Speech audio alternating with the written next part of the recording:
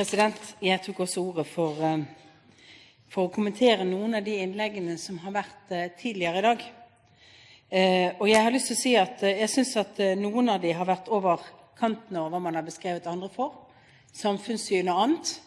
Men noen har også inneholdt noen ganske gode erkjennelser. Blant annet så erkjente Per Sandberg at hvis ikke det var for kommersielle hensyn samlet inn disse dataene som i dag politiet har adgang til, ja, så ville han vært for å regulere det av det hensyn, fordi politiet trengte det. Det tror jeg at mange andre skulle reflektere over, for det er litt av vår refleksjon i Høyre.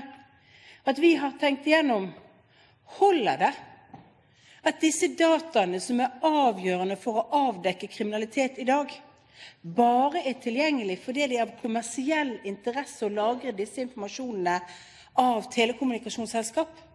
At det er et bihensyn fordi det allerede finnes et register? Eller er det faktisk viktig at samfunnet sørger for at disse er til stede? Og der gjorde altså vi en konklusjon. Ja, vi trengte å lovregulere, og vi trengte også å la kriminalitetsforebyggingen være et hensyn. Også fordi vi ikke skal løpe etter hvis disse systemene for hva som er kommersielt interessant å lagre, endrer seg over tid, og dermed ikke får tilgang på dette. I tillegg så er det sånn at i den diskusjonen som vi har hatt her om hvilke virkemidler, så er det ingen som har nevnt at kanskje det viktigste datatilfanget i de store og tunge sakene, ja, det er altså base- og lokasjonsopplysningene, som altså i dag er et sidehensyn som man ikke har regulert spesifikt, og som heller ikke de 5 partiene som sier de skal stemme imot i dag, har noen som helst regulering av, annet enn som en konsekvens av annet, mens vi altså mener at det er viktig å ha dette på plass.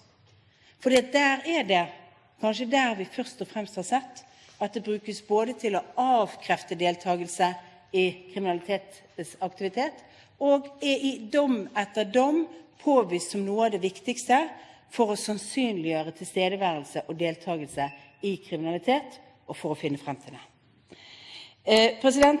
Den andre saken jeg gjerne ville kommentere er dette med pressens kildevern. Høyre har ønsket å styrke pressens kildevern fordi vi har sett dette som en veldig viktig sak, også knyttet til at vi utvider hva som skal lagres.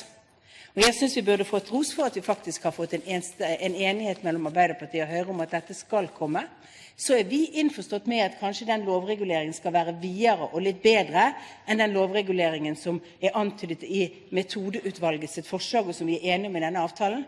Men med den entusiasmen for personvern og kildevern som jeg hører her i salen, så forventer jeg at en enstemmig regjering da fremmer et bedre opplegg, og et enstemmig storting kommer til å imøtekomme dette med gode regler for kildevern.